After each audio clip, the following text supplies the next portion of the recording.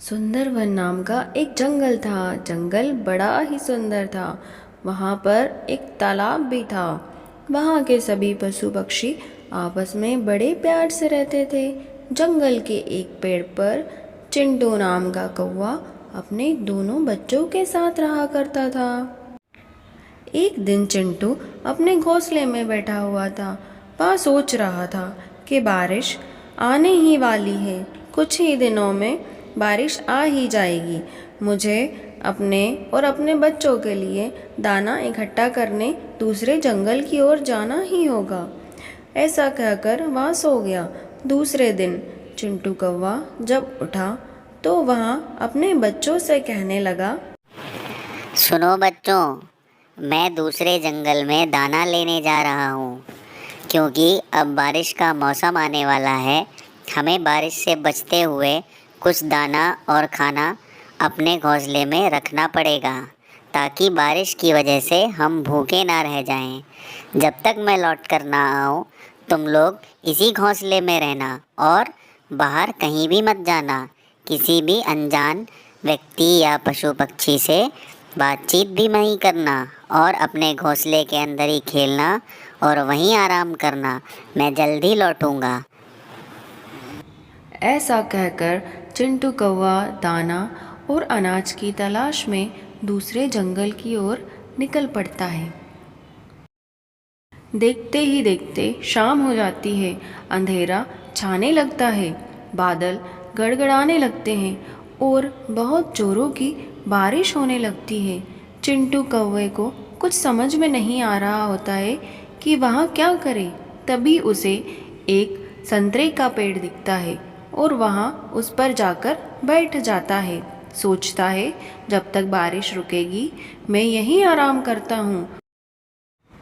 अपनी डाली पर कौवे को बैठा देख संतरे का पेड़ कहता है, अरे ओ काले कौवे, तू मेरी डाली पर मत बैठ।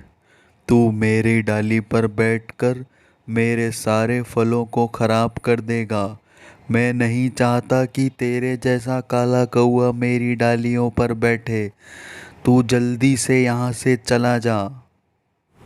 संतरे के पेड़ की बातें सुन चिंटू कौवा उड़कर पास ही लगे एक आम के पेड़ पर जाकर बैठने की कोशिश ही करता है कि आम का पेड़ तुरंत कहने लगता है, अरे अरे अरे, तुम यहाँ कहाँ आ रहे हो? तुम मेरे पेड़ पर बिल्कुल भी नहीं बैठ सकते। तुम मेरे फलों को नुकसान पहुँचा दोगे। चलो निकलो यहाँ से। आम के पेड़ की बातें सुनकर चिंटू कौवे को मन ही मन बड़ा दुख होता है और वहाँ उदास होकर जाने ही लगता है कि पास ही लगे नीम के एक पेड़ ने उसको आवाज़ दी और कहा, अरे मेरे भाई कौवे, तू इन लोगों की बातों का बुरा मत मान और बिल्कुल भी उदास मत हो। तू मेरे पास आ, मेरी डालियों पे बैठ और यहाँ आराम कर ले। जब तक बारिश ना रुक जाए तब तक तू यहीं रहे और मेरे पास बचा कुचा जो भी दाना है वो तू ले सकता है और अपने बच्चों के लिए भी ले जा सकता है। नीम के पेड़ की बातें सुनकर कौवे को बड़ी खुशी होती है और वहाँ नीम के पेड़ को धन्यवाद देता है। कहता है, पेड़ भाई, तुम्हारा भगवान भला करे। तुमने मुझे इस बारिश में रहने के लिए जगह दी है। पेड़ भाई, मैं तुम्हारा यह एहसान कभी नहीं भूलूंगा। खैर, मैं तो एक छोटा सा पक्षी हूँ, लेकिन कभी ज़रूरत पड़ी तो मैं तुम्हारी मदद करने के लिए कभी ना चूकूँगा।